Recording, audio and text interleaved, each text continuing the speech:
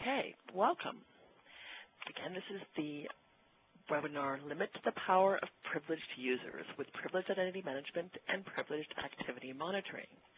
Your speakers for today are myself, Jane Grafton from Lieberman Software. We've got Laszlo and Ferenc from BalaBit IT Security. And this is the contact information. I will be sending out a copy of the presentation after the webinar, so you will have our information in your inbox shortly. All right, the agenda for today.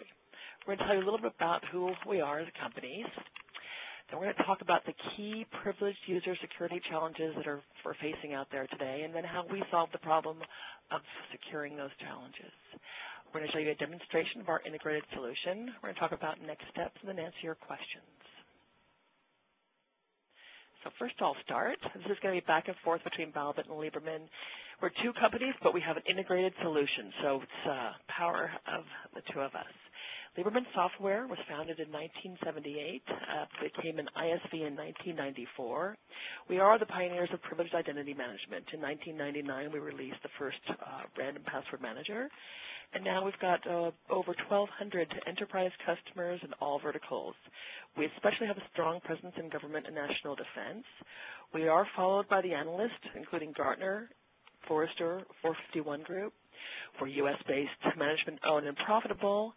And we have technology integrations with a number of related technologies like BalaBit, including SIM Solutions, ArcSight, RSA, Envision, Q1 Labs. We are a Microsoft-managed Gold partner. We integrate with IBM technologies, VMware, Oracle, Thales, hardware security modules, etc. And now I will turn it over to Laszlo to speak about BalaBit. Thank you, Jim. Welcome, everyone. My name is Laszlo Szabó. I am the Pre-Sales and Integration Manager of BalaBit IT Security. Just a short introduction about my company. BalaBit is a European-based, fast-growing, technology-focused company. Our core competency is IT security development. In the early phases, the company focused on syslog-ng, and it became de facto log management standard product in the open source space. Parallel, BalaBit launched its first commercial firewall product, the Zorb Gateway, which had become the basic platform of the cutting-edge privileged activity monitoring appliance called Shell Control Box. Today, SCB is an abbreviation of Shell Control Box, is a flagship and sold all over the world in every continent. Today, the company size is around 130 people, but we are growing fast, both in employee number and revenue. Last year we grew about 77% in revenue and has become a $10 million company. We were included 3 times in the Deloitte Fast 50 Central European Technology List.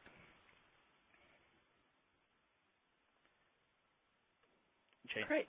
Thank you very much. Okay, now let's talk about the challenges.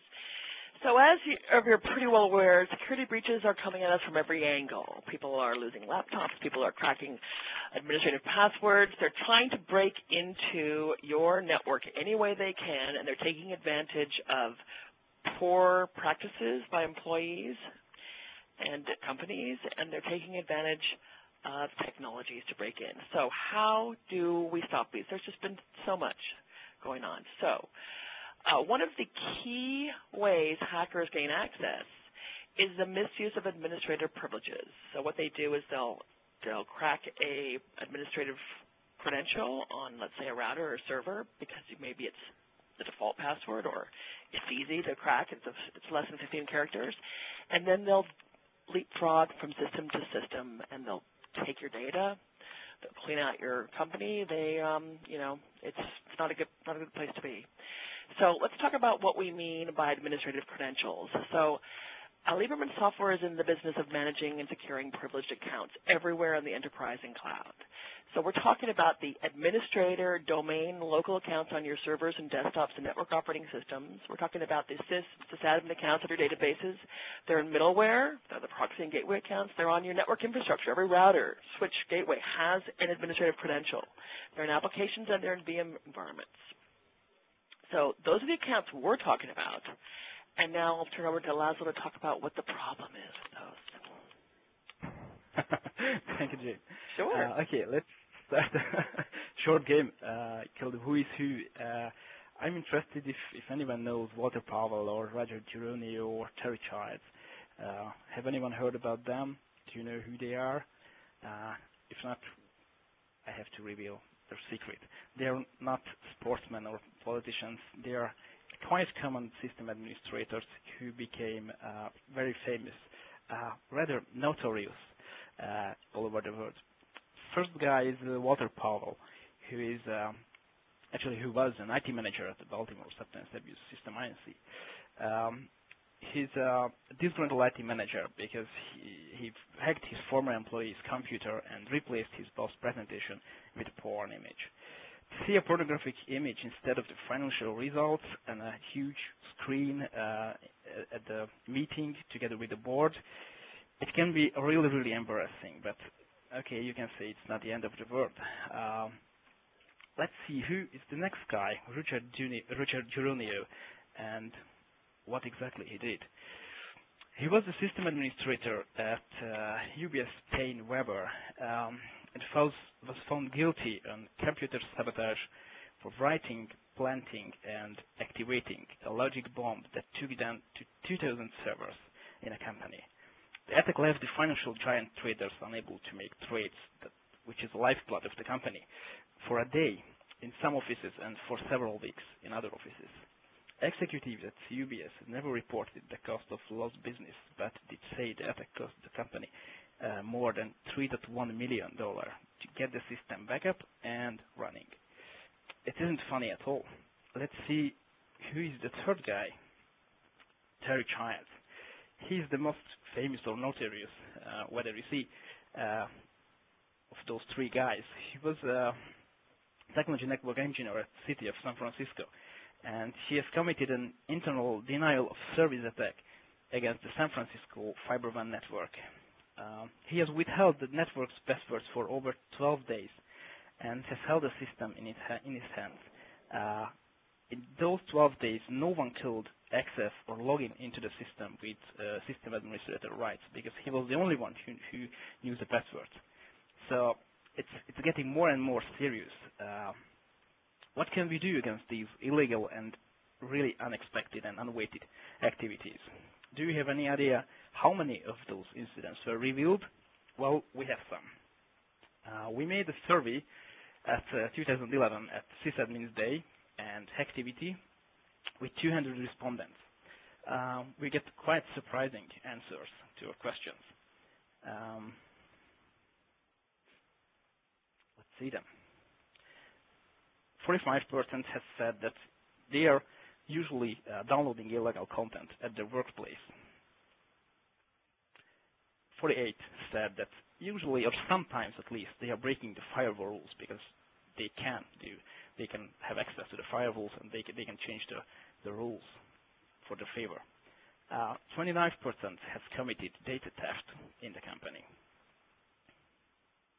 25% is accessing sensitive data quite regularly. They can do because they have all the rights. 16% are reading others' mails, which can be really embarrassing and problematic even for the management and for the other colleagues. And at least 15% has destroyed evidence. These are the top 6 illegal activities by system administrators based on this survey. And the guys who were answering all the questions, most of them are system database or network administrators at various size and various profiled companies. I just would like to highlight those 3 numbers at the top right. 74% of the respondents have committed at least one offense that could have cost them their job. As a CIO, you have to know definitely about those events. Only 8% said that they feel the gap between their privileges and their accountability, and only the 8% would protest against the observation of their work. So sometimes monitoring them can ease on their life as well, because usually they get offended by some kind of events which are not committed by them, but they don't have any evidences to tell their bosses or the other guys in the company that, okay, it wasn't me. You can check the logs or you can check the audit trails, whatever. And the third one is 41%. Of the respondents have been in a situation at work where they would have needed some evidence to prove their innocence. That's why I explained that there is no need at any comment. It is a serious risk in your organization as well.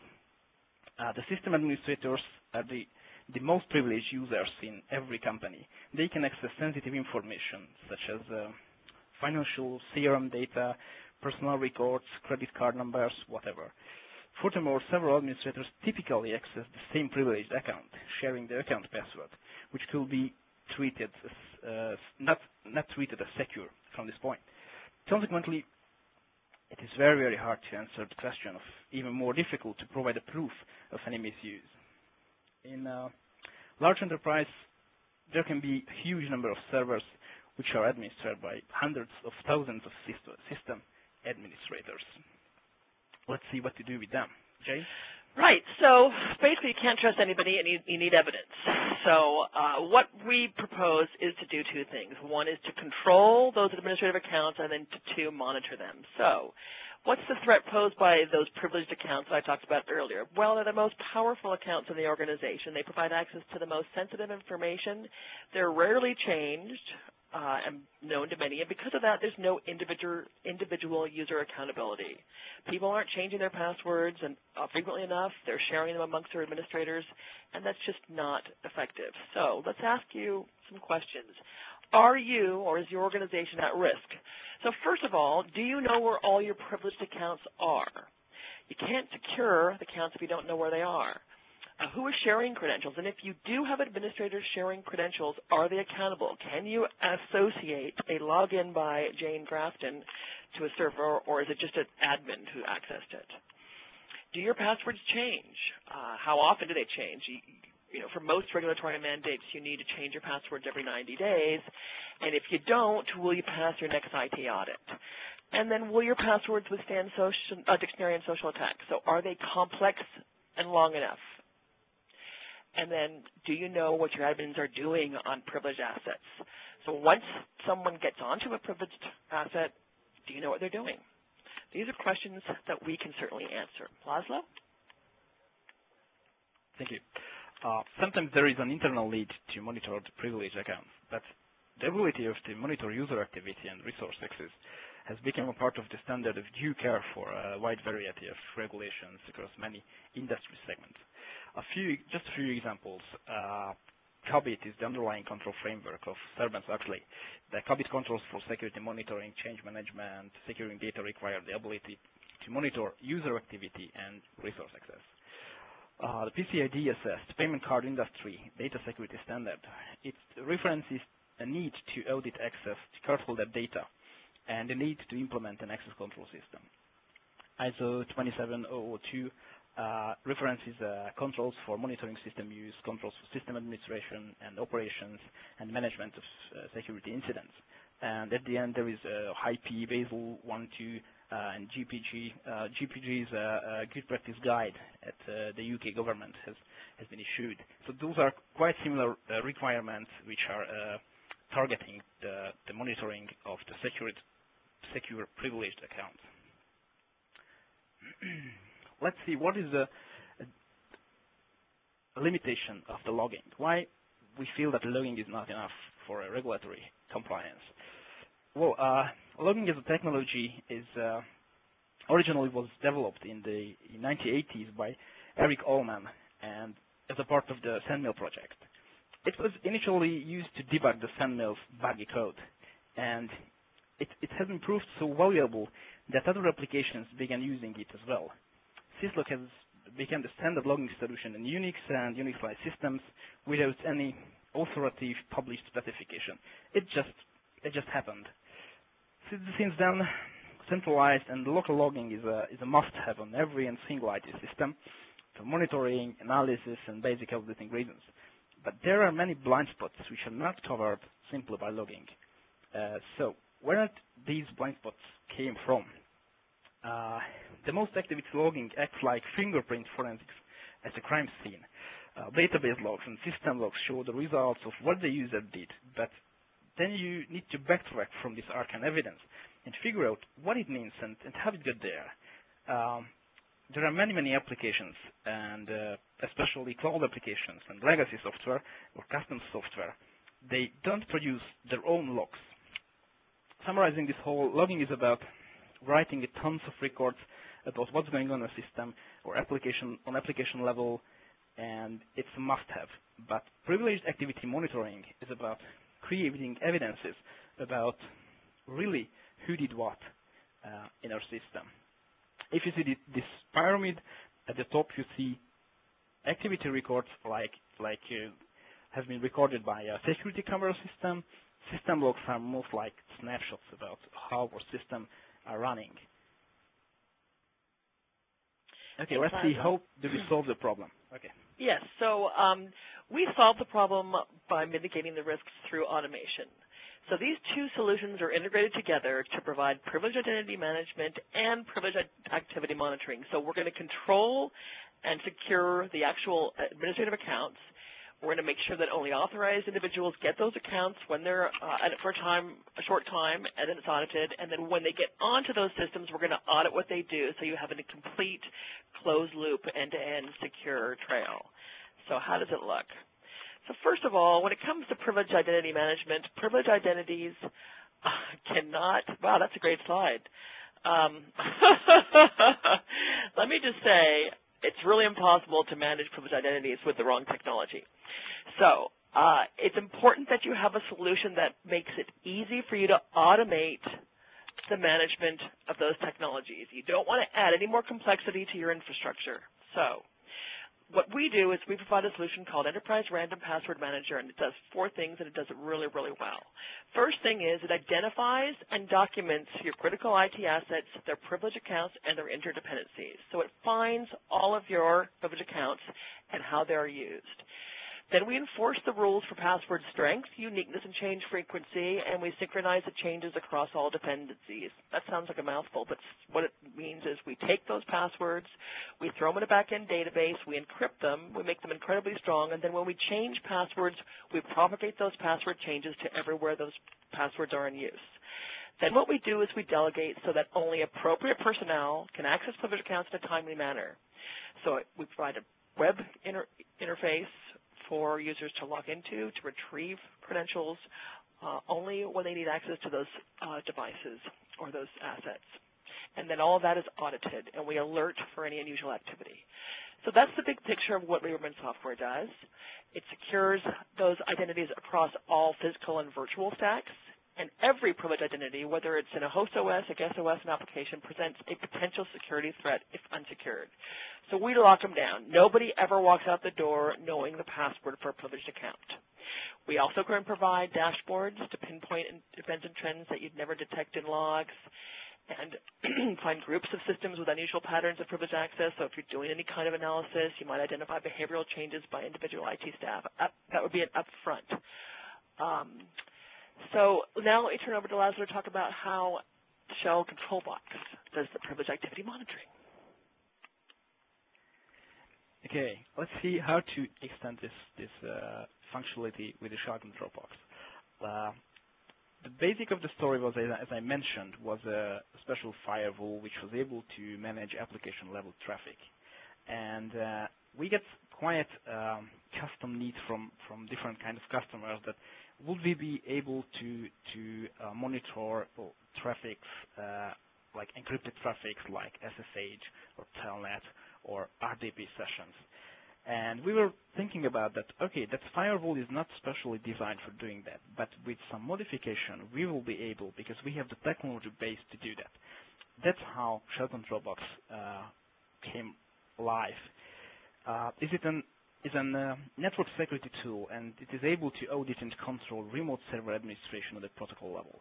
It's an independent network device which sits between the administrator and the server networks and inspects all the network traffic. It is able to authenticate and control the users when they access to servers. And all the traffic details are stored in high-quality audit trail files, which can be replayed back like watching a movie. On the technology side, they are not really video files. They are network traffic dumps, but we have a special player which can reconstruct for you the original image, the original picture of what the administrator on the remote session worker has used. You can imagine that it helps you answer the question of who did what and when on your critical servers. If you just have to log in on a web interface, search for a username or command you are looking for, and it gives you the result, and you have to check just a few minutes of the audit trails. Shell Control Box supports a wide range of other functions, from authentication, for example, integration with password management systems across granular access policy enforcement, up to real-time alerting and blocking. By auditing all the accesses, it is possible to conduct ad hoc forensic analysis and gather information on user activities. It can be login, file access, file transfer, launch a program, stop or start a service, and so on. Even more, you can search in the indexed audit trails. So you can search for a command and for any text appearing on the screen. Other key features are the real-time activity monitoring, tamper-proof, high-quality audit trails, movie-like playback, and search on the interface, file transfer auditing, and this is an independent, transparent audit device, and of course, it has customizable compliance and activity reports. Let's say a typical scenario with privileged activity monitoring. My colleague Ferenc Sipos will reveal more secret about how it's working in the practice. I just want to show you a really high design of that. At every organization, there are many servers, many server administrators, network administrators, database admins. They have their own accounts at every server or at many servers. They have the shared administrator account, and there are many routers and switches and Windows terminal servers. To redesign this whole network to put different kind of restrictions within the network is a really difficult thing to do. What you can do with Shell Control Box is to put proxy-based technology between those networks and to tell your administrators that you have to go through on the network level, it's an invisible device, but you have to go through on that level, and it just gives you access control and the authentication and the authorization methods. So it's really easy to manage the accesses with a single box put in between the servers and the users. It's also really easy for the auditors to log into the web interface and check what happened today within the system, or check the reports, what kind of sessions were recorded last day or this day. Let's see a typical ERPM SAB integration scenario. This figure shows that one typical integration scenario of Shell Control Box with ERPM. Actually, it's an SAB-centric scenario where the Shell Control Box authenticates the user to the server. In addition, storing credentials locally, SCB can seamlessly integrate it with the Enterprise Random Password Manager, Lieberman Software's privileged identity management solution. That way, the passwords of the target server can be managed centrally using the ERPM, while SCB ensures that the protected servers can be accessed only via the Shell Control Box, since the users do not know the passwords required for direct access. By integrating Shell Control Box with ERPM, organizations can enjoy the benefits of both technologies. Users could continue to access server and other network resources, just they were used to, and SCB could control and monitor their activities while privileged and shared accounts passwords are never disclosed. The users have to know only their password to the Shell Control Box, and all the rest is based on the technology of Shell Control Box and the Enterprise Random Password Managers. There can be another ERPM-centric scenario as well, where the user directly connects to the Enterprise Random Password Manager web interface. ERPM does the authentication to the server, and SCB just audits the working session without any controlling functions. Okay, let's see what are the key benefits of integration. Jane? Great, thanks, Laszlo. So now you've got a central automatic management of the passwords. In either scenario, you've got one face to the system. You have granular access control to privilege accounts and systems, There's independent audit-proof monitoring of the access. We've got customizable reports on either side, both from our side, from the privileged identity management side, and from the activity monitoring. Of course, those are going to be much more interesting. And it's improved single sign-on for privileged users. So they just use their regular AD or LDAP authentication. They log in, and then we do all the background checking. So what are the results? So first of all, you now have an authoritative list of privileged accounts on all managed devices. So you have visibility.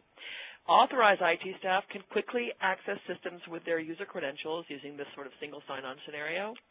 Privileged credentials are stored and will be changed according to a policy that you determine. So in the background, the passwords are constantly changing. When you need access to it, you go through the shell control box, and the shell control box will retrieve the current credential from ERPM.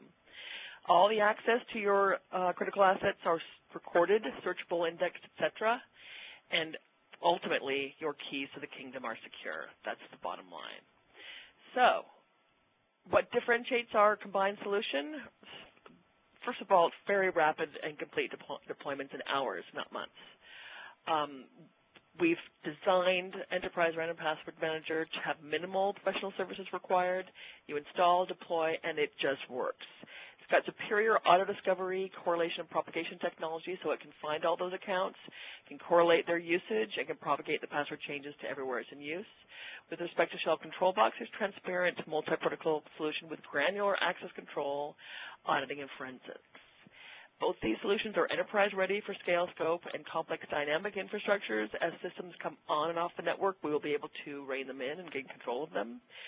Both of our solutions have comprehensive open documentation. We rely on open standards, and it's integrated out of the box. That's really important. So I'm going to turn it over now to Ferenc, who is going to do a demonstration. Thank you, Jane. Sure. I'm just going to share my desktop, so you should be able to see it in a few moments.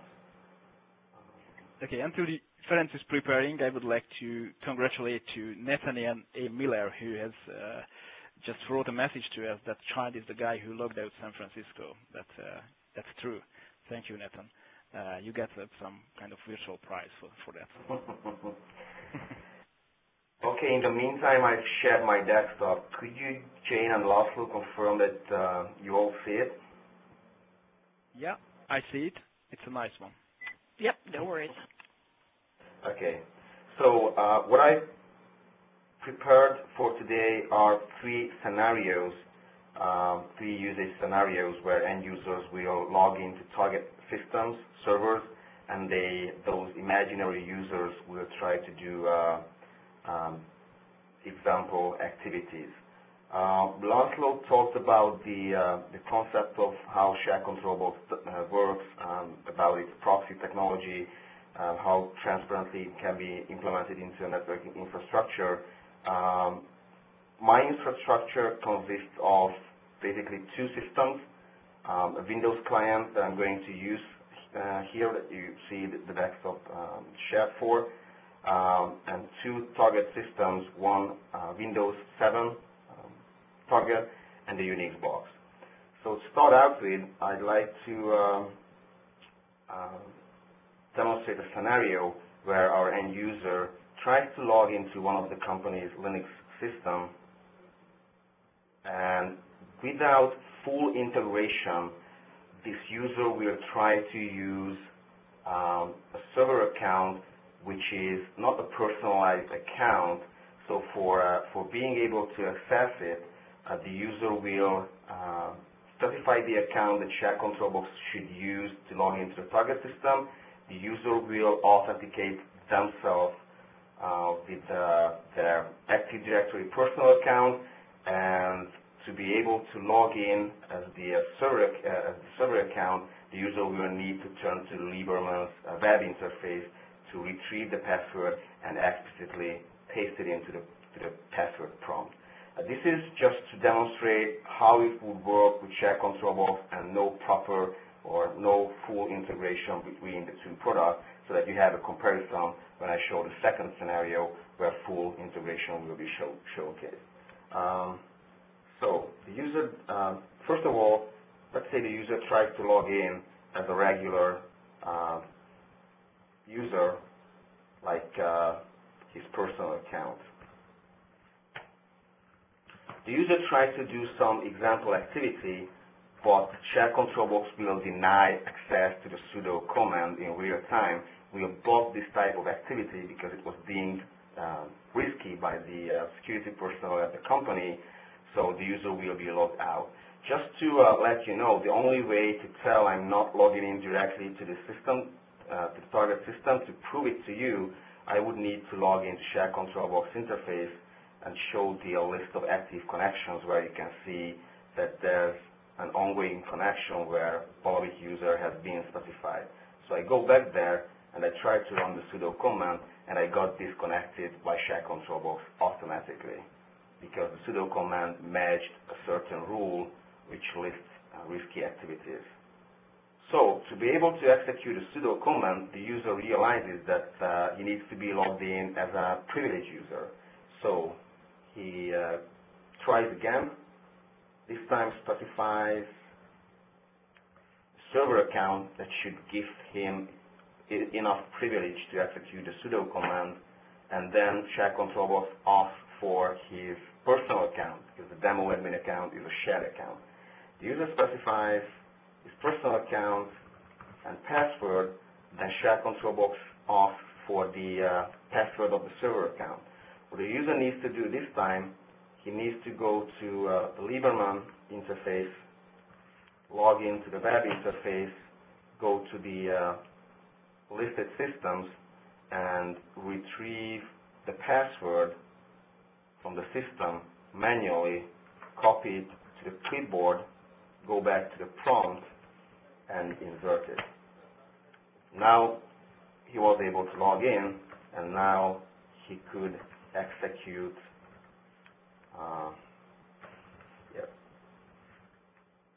sudo command and be able to delete this file. So what you need to note here that the user logged in and authenticated on SCB with a personal account, which has nothing to do with the actual server account. Share control box in the background did some access control check, matched its so-called user mapping policies to see if the user should be able to use that server account, should the user be authorized to use that account, but still without full integration, the user needed to go to the Lieberman web interface and explicitly retrieve the account. If you come back here and see the list of active connections, you can actually see that share control box shows that the actual person is called BalaBit, and the remote user, which has been used for access, is demo admin. And by the way, the authorizer with sufficient privileges has the possibility to take a look at the ongoing session and see what the user is doing.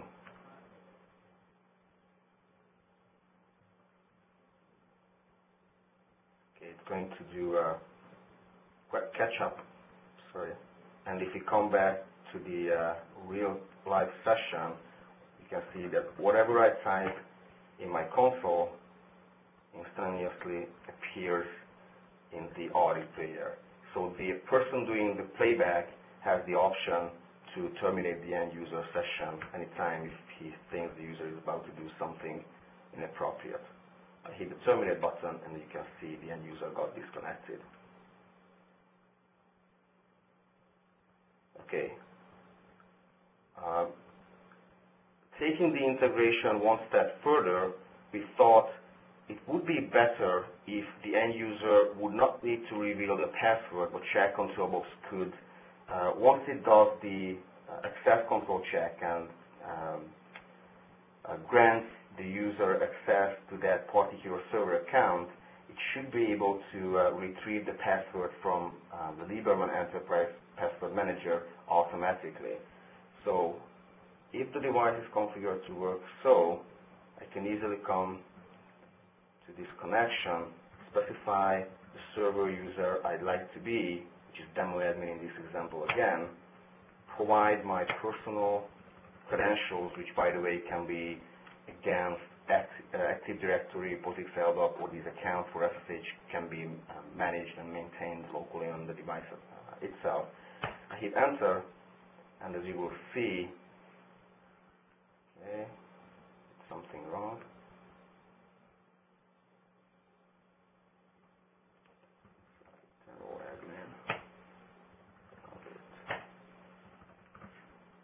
Okay, I know what the problem is. The password is being checked out on Lieberman's interface, so I need to release it so that another user can retrieve it.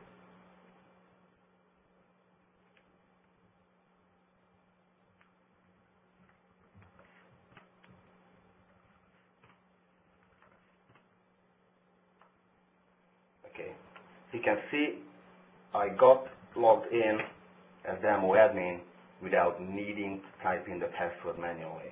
And if you come back to Share Control Box's interface, refresh, you can see that the BalaBit account used the demo admin to log in. And by the way, I also have the option to terminate the session right from the web interface, which is exactly what I'm going to do, because I think the user should not be doing anything on this partner system at this time. Okay. The same thing happens for, or is supported for RDP protocol as well. So in case you have Windows environments where you would like to take advantage of such functionality, you could set up Share Control Box to act as a terminal service gateway and instruct your end users to use it as a standard RDP proxy and uncheck the option to use the same credentials for the server-side login as the one they provide for the remote desktop gateway access. Using this feature, when the end user tries to log into this particular system here, the end user defines a target account that they would like to use for login. If I hit connect, a window pops up that asks me to authorize or authenticate myself on this particular host, which I know is the actual terminal service gateway. So I'm going to use my personal Active Directory account, put in my password, I hit enter, and if I type the password correctly, Share Control Box authenticates me against the Active Directory of that particular domain, checks if I'm allowed to log into the server at this time of the day using that particular account, and if so, tries to retrieve the password from the Enterprise Random Password Manager, and once it succeeded, I get my session. And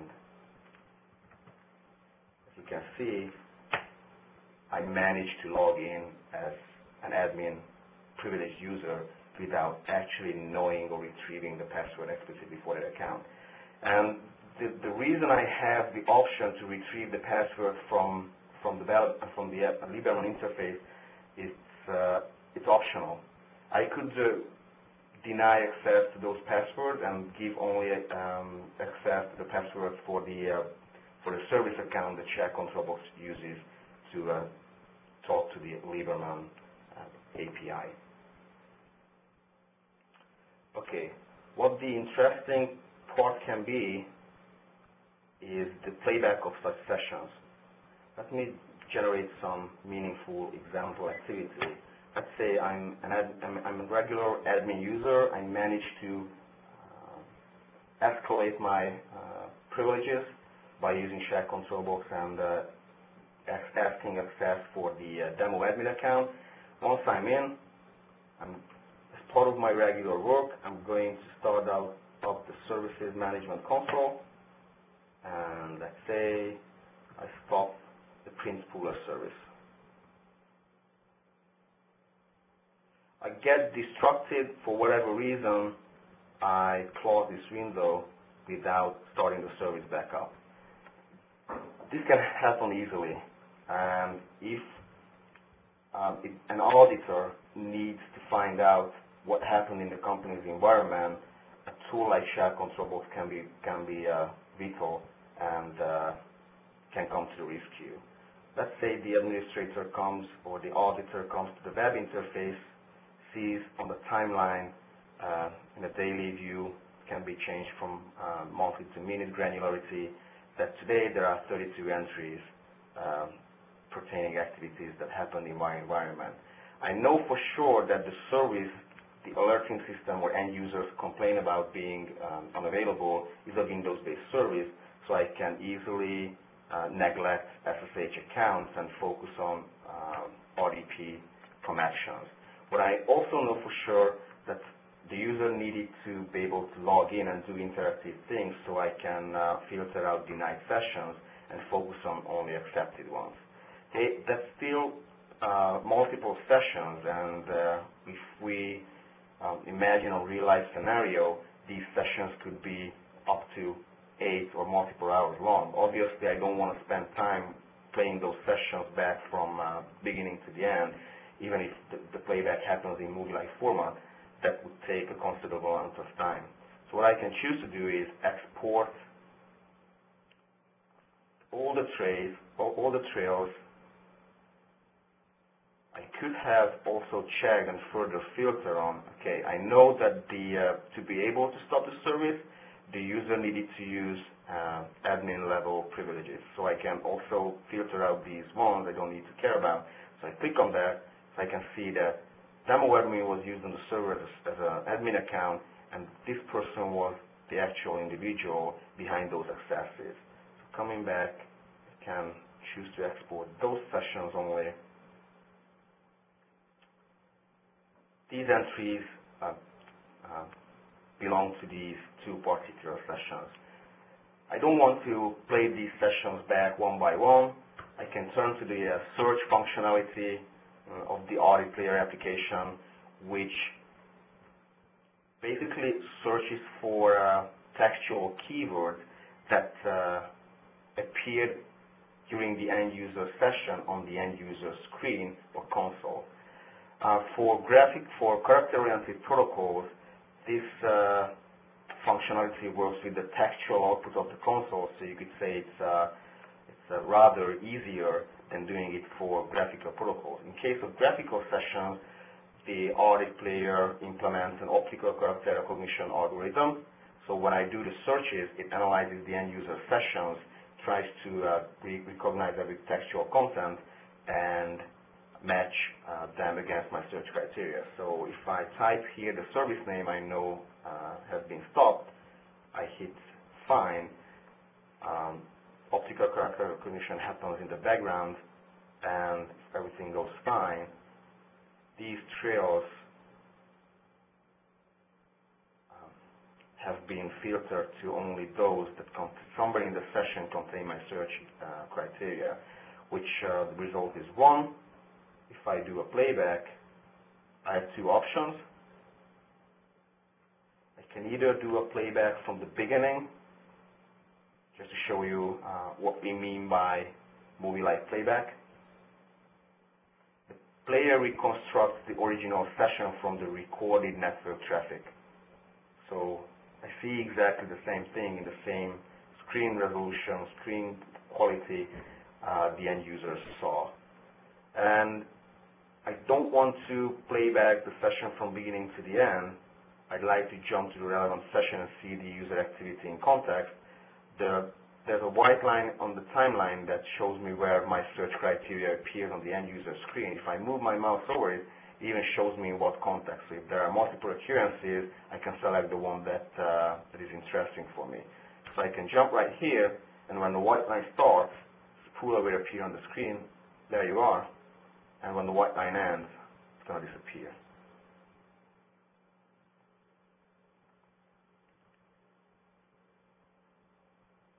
So basically, that was all I planned for this demonstration. Obviously, there are a lot more to both products that could be showcased, but considering the limited time, that was I planned these scenarios, which I think showcases the interoperability and integration of the two products the best.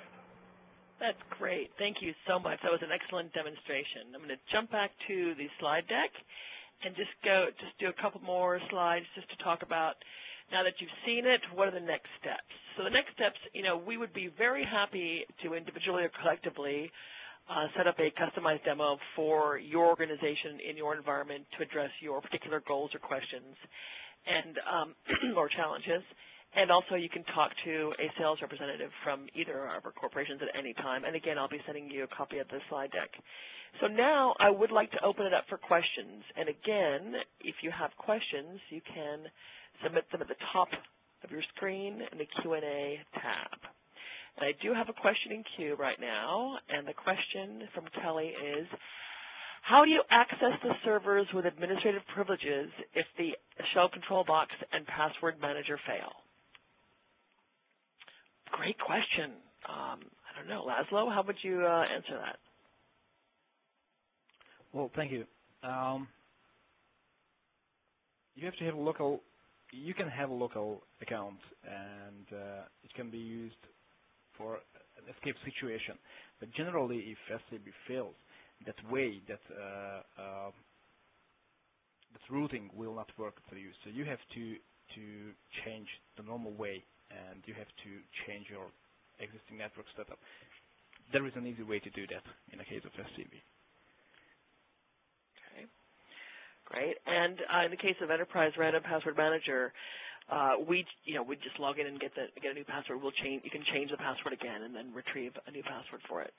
So shouldn't be a problem. So any other questions? Again, if you'd like to submit your questions at the Q&A tab at the top of the screen, we're open. We're taking your questions. We're happy to do so.